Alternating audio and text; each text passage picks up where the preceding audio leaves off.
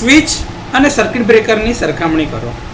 તો આ પ્રશ્ન પરીક્ષામાં વારંવાર પૂછાય છે અને વિદ્યાર્થીઓને આ પ્રશ્ન આરામથી જોઈતા માર્ક્સ આપી શકે, કારણ કે આ એટલું બધું ટેકનિકલ અંદર જવાની જરૂર હોતી નથી.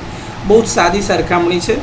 તો સ્વિચ અને સર્કિટ બ્રેકરની સરખામણી વિશે થોડુંક ધ્યાનથી સાંભળી લઈએ અથવા તો જોઈ લઈએ.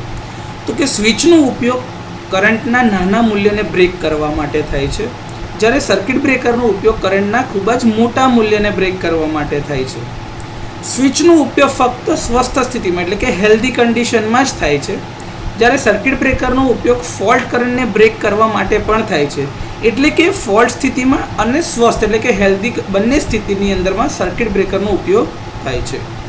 સ્વિચ મેન્યુઅલી ઓપરેટ કરવામાં આવે છે, જ્યારે સર્કિટ બ્રેકર મેન્યુઅલી ઉપરાંત ઓટોમેટિકલી એટલે કે આપમેળે પણ કાર્યરત છે.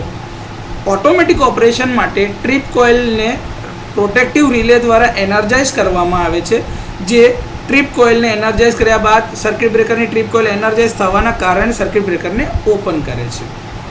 સ્વિચ એ વોલ્ટેજ લેવલ જ્યારે ઓછા હોય એટલે કે જે આપણે રેસિડેન્શિયલ પર્પઝીસમાં વાપરતા હોઈએ તો એક નાના વોલ્ટેજ લેવલ ઉપર વપરાય છે, જ્યારે સર્કિટ બ્રેકર મીડિયમ અથવા તો હાઈ વોલ્ટેજ લેવલ ઉપર બનાવવામાં આવે છે અથવા તો વાપરવામાં આવે છે.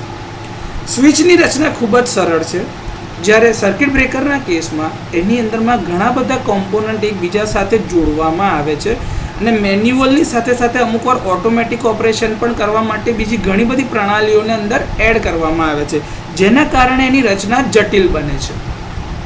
સ્વિચને ઓછું મેન્ટેનન્સ જરૂરી છે, જ્યારે સર્કિટ બ્રેકરને નિયમિત મેન્ટેનન્સની જરૂરિયાત રહે છે, કારણ કે જો એમાં કમ્પોનન્ટ વધારે છે તો એ બરોબર કામ કરે છે કે કેમ એ ચેક કરવા માટે વારંવાર એનું ઓપરેશન અથવા તો ઓબ્ઝર્વેશન કરતા રહેવું પડે, એટલે નિરીક્ષણ કરવાનું અને જરૂર પડે તે પ્રમાણે નિયમિત મેન્ટેનન્સ કરવાનું, જેથી કરીને બ્રેકર કમ્પ્લીટ ઓપરેટ થઈ શકે.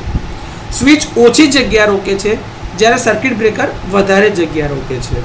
સ્વિચ સામાન્ય રીતે ઇન્ડોર પ્રકારનું હોય છે, જ્યારે સર્કિટ બ્રેકર એ રેટિંગ અને પ્રકાર તેમજ ઉપયોગના આધારે ઇન્ડોર અથવા તો આઉટડોર પ્રકારનું હોઈ શકે છે.